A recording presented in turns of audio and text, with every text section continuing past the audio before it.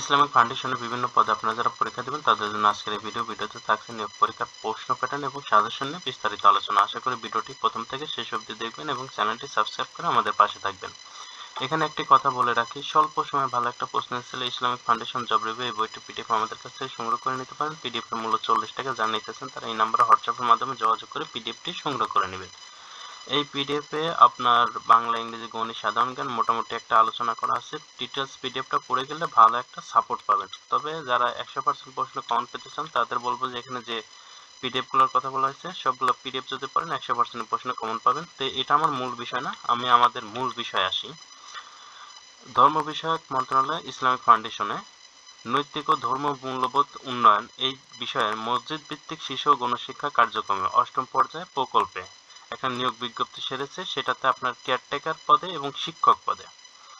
এখন এই কেয়ারটেকার এবং শিক্ষক পদে যেমন কেয়ারটেকার এবং প্রাথমিক ও সহজ কোরআন শিক্ষা এবং বয়স্ক শিক্ষা যারা অংশগ্রহণ করবেন পরীক্ষায় তাদের পরীক্ষায় কিন্তু রিটেন পদ্ধতিতে আসবে। এখন রিটেন পদ্ধতিতে আপনাদের প্রশ্নটা কেমন থাকবে? আপনাদের প্রশ্নটা কিন্তু এইরকম থাকবে, যেমন সন্ধি বিচ্ছেদ করুন, এক কথায় প্রকাশ করুন, এরকম 3টা সন্ধি দেওয়া থাকবে, সেটা বিচ্ছেদ করে লিখতে হবে।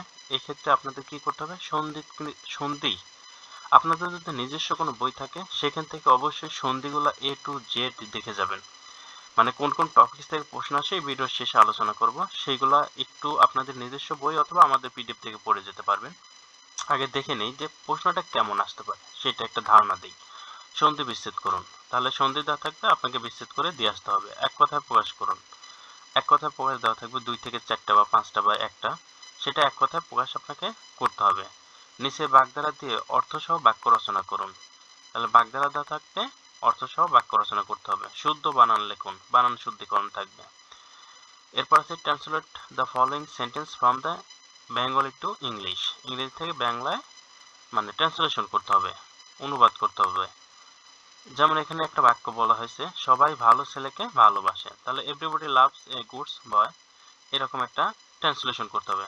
আচ্ছা, এরপরে আসি fill in the blanks with appropriate preposition, সঠিক প্রিপোজিশন দ্বারা শূন্যস্থান পূরণ করতে বলা হয়েছে। সঠিক শূন্যস্থান পূরণ করতে হবে আপনাদের প্রিপোজিশন দ্বারা।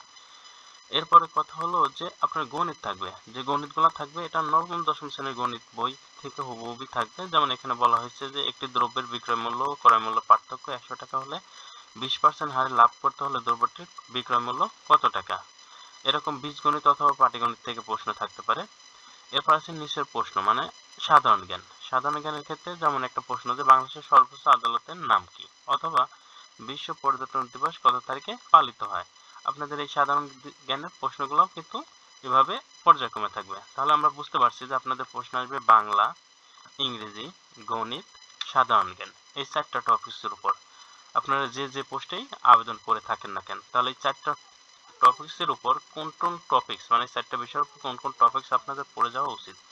বাংলার জন্য যদি আপনাদের নিজস্ব বই থাকে অবশ্যই সেখান থেকে পড়বেন, অথবা আমাদের বাংলা যে দুইটা বই আছে যে কোনো একটা থেকে বাংলা এই টপিকগুলো পড়ে যেতে পারেন। বাংলার জন্য সন্ধি, সমাস, বিপরীত শব্দ, একতা প্রকাশ, বানান, বাগধারা, সমার্থক শব্দ, কারক, সাহিত্য, অনুচ্ছেদ, এই টপিকসগুলো আপনাদের যদি নিজস্ব বই থাকে সেখান থেকে পড়তে পারেন, অথবা আমাদের এই দুইটা পিডিএফ থেকে পড়ে যেতে পারেন।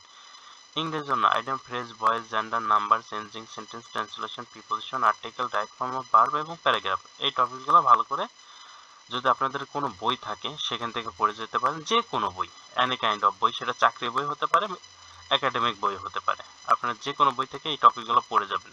অথবা যদি আপনাদের কাছে কোনো বই না থাকে তাহলে আমাদের ইংরেজি জব রিভিউ এই বইটা থেকে আপনি এই টপিকগুলো ভালো করে দেখে যেতে পারেন।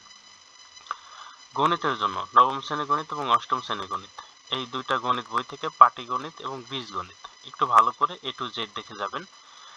নবম দশম শ্রেণী এবং অষ্টম শ্রেণীর বই থেকে হুবহুবই কমন আসবে। যদি আপনারা সংগ্রহ করে পড়তে পারেন ভালো, না পারলে আমাদের গণিত পিডিএফটা পড়ে যাবেন। আর সাধারণ জ্ঞানের ক্ষেত্রে বাংলাদেশের ইতিহাস ঐতিহ্য, বিশ্ব ইতিহাস ঐতিহ্য এবং সাম্প্রতিক বিষয়াবলী একটু ভালো করে দেখে যাবেন। সেক্ষেত্রে আমাদের এই যে সাম্প্রতিক যে সাধারণ জ্ঞান এটাও দেখে যেতে পারেন।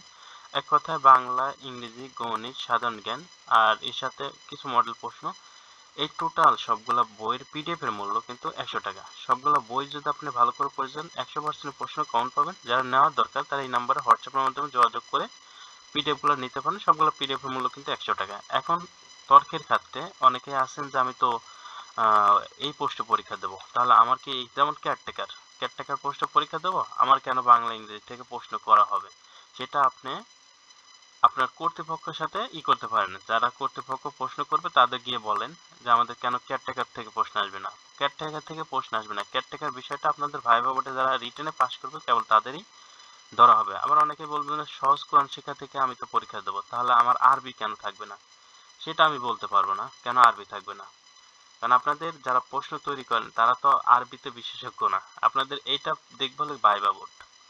আপনারা যারা রিটেনে পাস করতে চান, রিটেনে পাস করার জন্য আপনাকে অবশ্যই বাংলা, ইংরেজি, গণিত এবং সাধারণ জ্ঞান এই 4টা টপিকসই পড়তে হবে।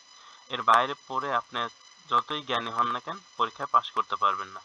অতএব এই 4টা টপিকসই পড়বেন। আর প্রশ্ন প্যাটার্ন তো আপনাদের মানে দেখিয়ে দিলাম যে এরকম। যেমন সন্ধি বিচ্ছেদ করুন, এরকম 3টা সন্ধি আছে, আপনাকে এইভাবে বিচ্ছেদ করে দেখাইতে হবে। এক কথায় প্রকাশ করুন, এরকম 2টা বাক্য দেওয়া থাকবে, সেটার উত্তর আপনাকে করে দিতে হবে। বাগধারা দেওয়া থাকবে এরকম 4-5টা, সেই বাগধারার অর্থ লিখতে হবে, সাথে একটা বাক্য লিখতে হবে। প্রিপোজিশনের ক্ষেত্রে এইরকম গ্যাপ দেওয়া থাকবে, গ্যাপগুলো প্রিপোজিশন দ্বারা পূর্ণ করতে হবে। এগুলো আপনারা যত এক্সারসাইজ করবেন তত ভালো হবে। এরপরে যদি আপনাদের অনেকেরই অনেক প্রশ্ন থেকে যায়, আমাদের কমেন্ট বক্স অবশ্যই সবার জন্য খোলা আছে। কমেন্ট বক্সে অবশ্যই আপনারা প্রশ্ন করতে পারেন, আমরা আপনাদের প্রশ্নের উত্তর দেওয়ার চেষ্টা করব। আর নিয়মিত আপডেট পেতে চ্যানেলটি অবশ্যই সাবস্ক্রাইব করে রাখবেন। আজকের ভিডিও এখানেই শেষ করছি। আল্লাহ হাফেজ।